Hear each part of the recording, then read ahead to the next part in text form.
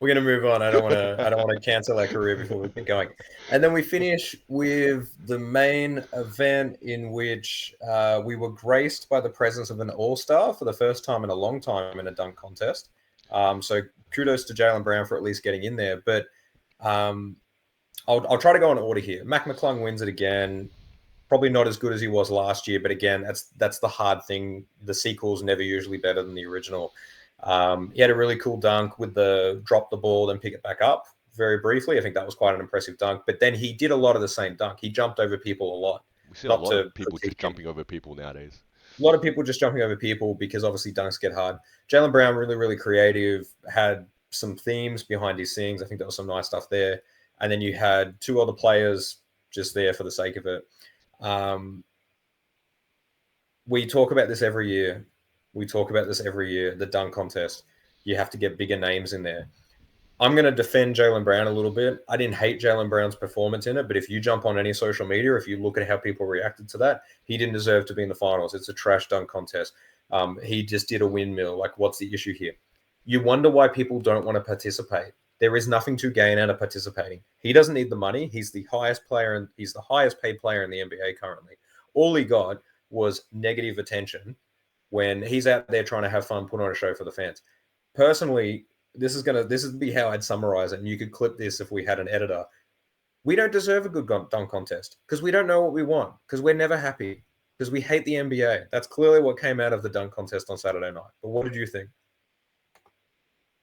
We spoke about this last year, I think 12 months ago, pretty much. And I think I had a very similar take here. Firstly, let's just talk about this year.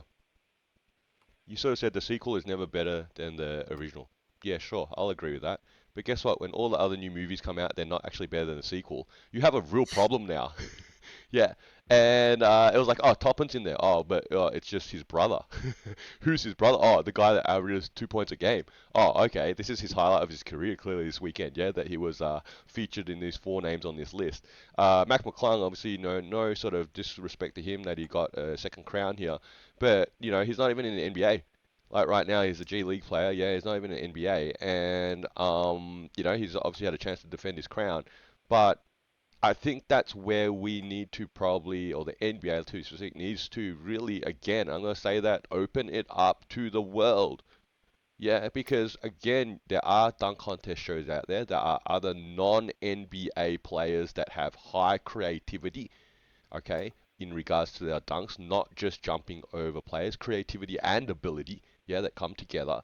Dunks that you've never seen before on an NBA court. Sure, you'll see it on social media, okay, absolutely, okay, but you have never seen on an NBA court before, pulled off by an NBA professional, okay, because they're just, that's not necessarily what they're getting paid for, yeah, they're getting paid to play basketball specifically, not to throw down the creative dunks that come up with, sometimes, these dunkers come up with. And open up to that. If we're already crowning players that are non NBA players, then what's the harm in that? Because now you're going to get creativity. You may not, and we will never go back to a player like MJ or Kobe entering the dunk contest.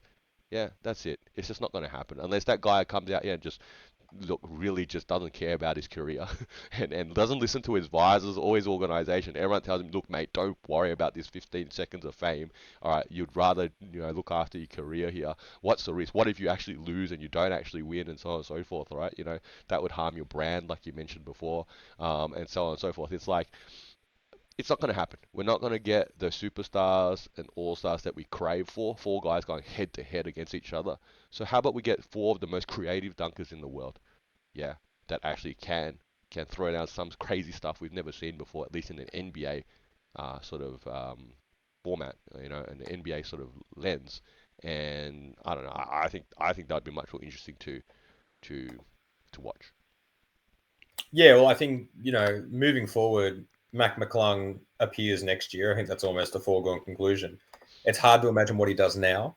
And the problem is he's going to retire from the dunk contest probably on a low because you do run out of dunks or you do run out of styles. Like for me, I'm watching him super impressed the first year. This year, I'm like, oh, he did three dunks where he jumped over someone. It was getting a bit repetitive, even though he's doing something that I can't do. And that's the irony, right? We're all sitting on our couch or chair saying, "Oh, that's not that impressive," when none of us on a mini hoop could even do probably half of what he's doing. It's just it's a hard spot to be in, and I can see why no one wants to bother with it. And seeing the reaction to Jaylen Brown, I'm not surprised that the dunk contest just struggles. And I don't know where Let they me go. Opening it up's great, but then it's not NBA dunk contest anymore. So what are we doing? But let me after that's why I talked about the Sabrina thing. With the Sabrina thing, you're doing crossovers now, so you're starting to thread it in. So can you start to import those professional dunkers? Because there are dunk league stuff, and they've had Jordan Kilgannon there in the past before. So why not have him go up against someone or Yes, have them yeah, work absolutely, together, absolutely. pair And them with an NBA there's player? other great sort of freestyle dunkers out there that definitely could be called up and invited to showcase them, and they would go out there and showcase them because that would improve their brand.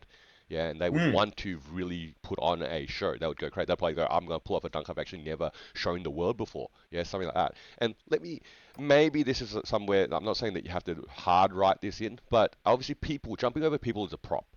Yeah, okay, it is a prop. It's a human prop, but it's a prop, okay? And correct me if I'm wrong, man. Like when we saw like VC back then, Dunk in the day, and some of these really memorable all-star dunkers, yeah, you'd then you watch the clip over and over again, obviously, and then you'd go to the schoolyard and go, man, I'm gonna go between my legs and dunk on this guy and whatnot. Yeah, but here, guess what? Once you add a prop like even humans, or let's say you add a motorbike or a car, it's not like you can exactly wheel a car, nor are you going to actually stand in front of your mate in the basketball court and go, I'm going to jump over you with any sort of seriousness because everyone knows I can't. Okay, and therefore you can't actually imagine even that imagination for like a 10-year-old kid that hey man I can do this. Yeah, they can't even on that door, that ring on the door at home in their bedroom. Yeah, you can go VC. Yeah, reverse 360 windmill bang. Yeah, wow, between the legs off the bounce. Catch it. Whatever that he threw down all those years ago. But then now you can't really go, oh man, can you stand there to your bro and I'm going to jump over you and he's going to look at you like that ain't going to happen. Yeah, you want me to lie on the ground, but that really loses the whole effect, right? That's the point. I think, again, it's not where we're at now. It's gone to a point where it doesn't translate. It doesn't translate. I think before we move on, there's a YouTube series called Dunk League where they get a bunch of professional Mm. dunkers, and each episode or round is dedicated to a specific type of dunk. So it could be a prop round, it could be a lowered ring round, it could be an off the backboard round. You wonder, can you do that in the NBA where you have like a gimmicky spin wheel, you spin it, then you have to do a dunk from this category, and you're dunking off like that?